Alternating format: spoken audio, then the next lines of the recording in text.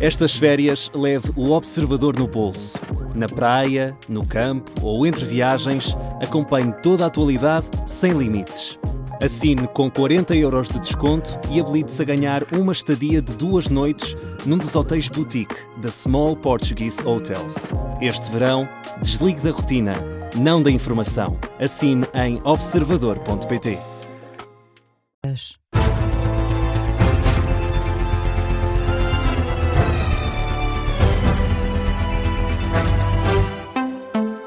As notícias com Marta Caramelo Nobre.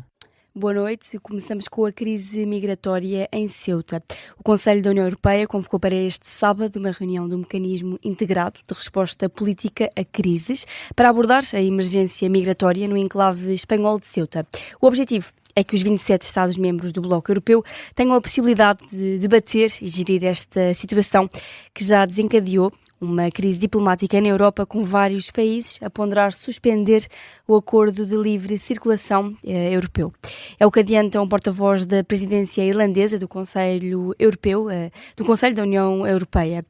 O governo espanhol garante ainda assim que a integridade do espaço Schengen continua absolutamente garantida e, de acordo com o último balanço feito pelo Ministério da Administração espanhola, mais de 48 mil migrantes, dos 50 mil contabilizados pelo governo, já regressaram a Marrocos.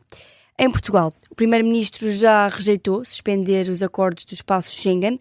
Ainda assim, Luís Montenegro anuncia que vai ser feito um reforço do controle fronteiriço, terrestre e marítimo a sul do país. Creio que não há razão para podermos tomar nenhuma medida de suspensão das regras do espaço Schengen, mas há razões para podermos reforçar a presença das forças da autoridade no controle de fronteiras, nomeadamente aquelas que estão mais próximas deste acontecimento. Estamos a referir-nos, portanto, ao sul do país.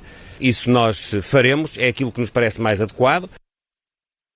Luís Montenegro considera que a situação em Ceuta é grave, mas garante que há mecanismos para repor a situação. E apesar do reforço anunciado pelo Primeiro-Ministro, o Ministro dos Negócios Estrangeiros garante que não existe risco de que estes migrantes que estão a chegar a Ceuta cheguem a território continental. Ouvido na Rádio Observador, o Ministro assegura que tem estado em contacto com as autoridades espanholas e que, para já, a situação está controlada. Não há neste momento um risco efetivo de estes migrantes que passaram ilegalmente a fronteira em Ceuta virem para território continental europeu, não é? Porque eles estão no continente africano. Neste momento o exército espanhol, e com uma colaboração muito forte das autoridades marroquinas, está a controlar. Portanto, não há nenhuma saída de Ceuta, seja por mar, seja por terra, por ar, que se registre. E, portanto, nesse sentido, não há nenhuma possibilidade destas pessoas poderem vir para o continente europeu e, portanto, o risco, digamos, de haver aqui uma importação de imigração ilegal, neste momento, não existe.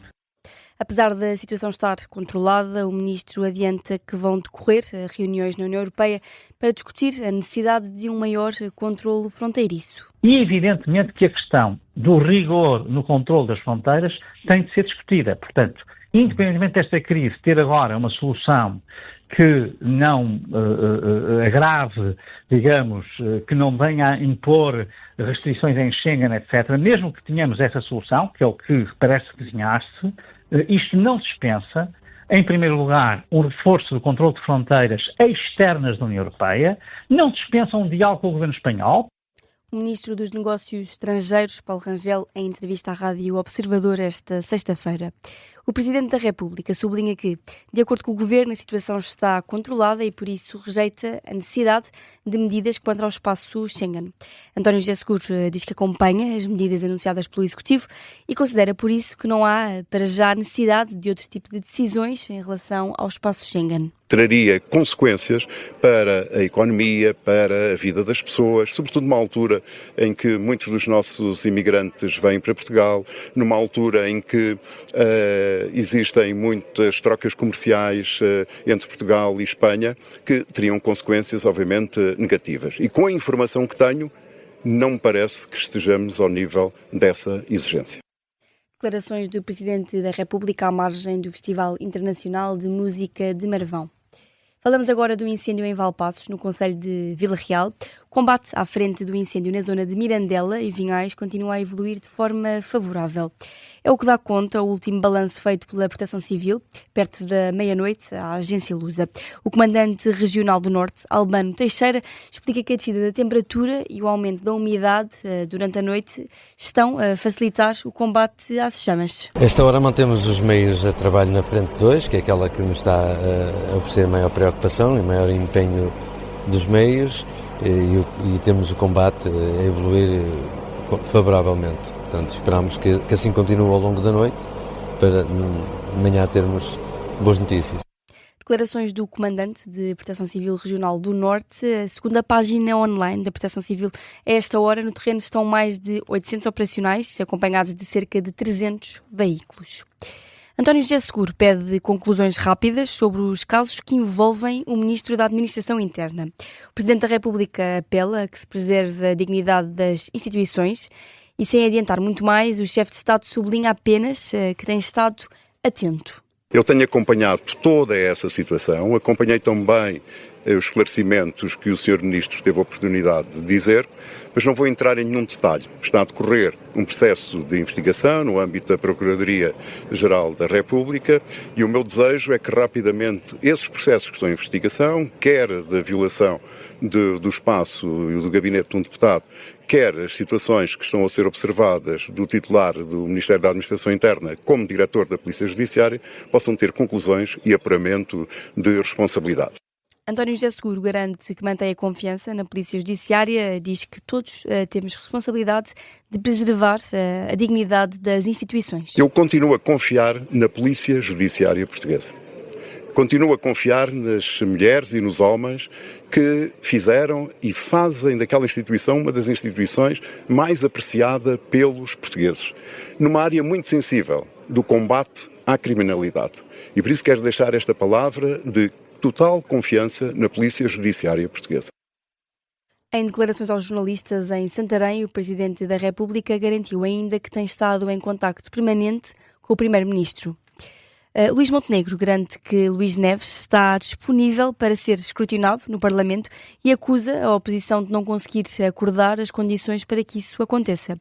A audição de Luís Neves na Comissão Permanente foi chumbada pela segunda vez esta semana com votos dos partidos, votos contra, aliás, dos partidos do Executivo.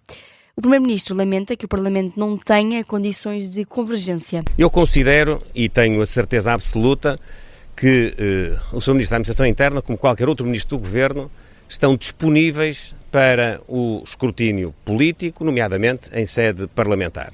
Lamento que o Parlamento não tenha, condições de convergência para acertar os termos em que isso deve fazer.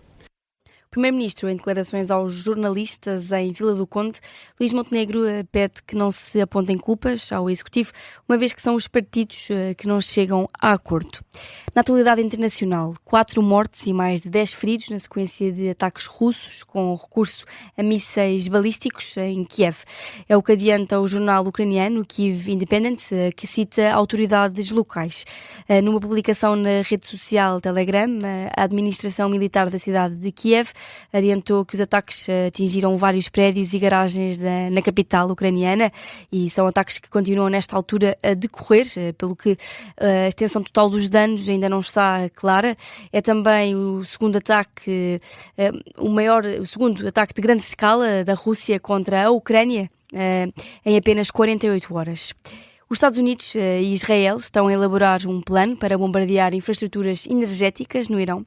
A informação é avançada por várias fontes anónimas à CBS News, que, de acordo com estas mesmas fontes, o plano foi discutido na reunião desta sexta-feira em Camp David com os membros da administração norte-americana. Os ataques podem vir a acontecer já durante este fim de semana, mas não tiveram ainda a aprovação do presidente norte-americano.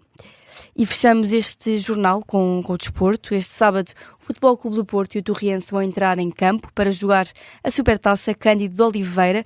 O estádio da cidade de Coimbra vai ser o palco deste jogo, que marca o arranque oficial da temporada 2026-2027. É um jogo histórico para a equipa de Torres Vedras, depois de terem sido a primeira equipa da segunda Liga a vencer a Taça de Portugal. Luís Tralhão, treinador do Torriense, diz que o Futebol Clube do Porto é uma equipa de nível mundial, mas acredita na capacidade dos jogadores para amanhã, surpreenderem este campeão nacional.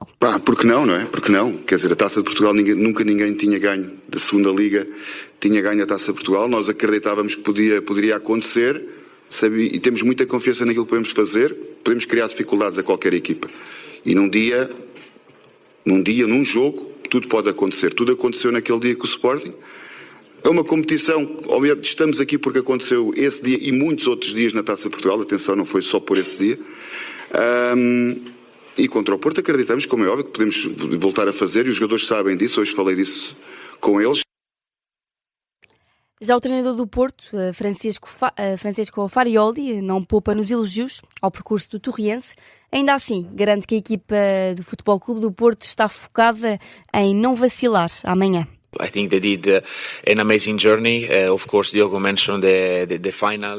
Acho que eles fizeram um percurso extraordinário. O Diogo Costa já mencionou a final, que foi um feito realmente impressionante, mas também todo o caminho que fizeram até lá chegar e aquilo que têm feito nas últimas semanas para preparar a equipa não só para este jogo, mas também para o campeonato e para a competição europeia que vão jogar. Por isso, mais uma vez, têm todo o mérito e todo o nosso respeito, como sempre, mas o nosso foco está em nós, naquilo que queremos fazer e na abordagem que queremos ter no jogo da manhã.